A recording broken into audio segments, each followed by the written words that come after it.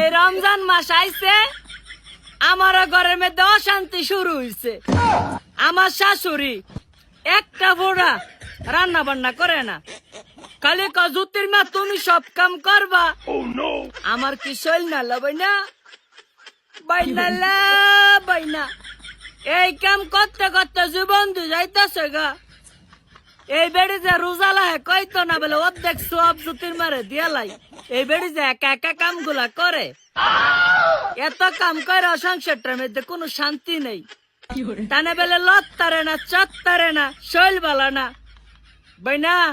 আজকে ইফতারির সময় ফইলা ইফতার এক বল পুরা বলটা বসছে বাইনা ইফতারি দিয়া পুরাড়ি তাই খাইয়া লাইছে।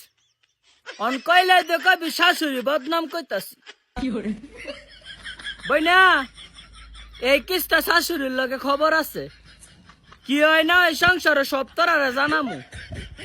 জায়গা আবার কইব রোজা লাগে বেড়ি কই গেছে ভাগ দিত। আমার তো সব কান্দা খালি জ্বালালো।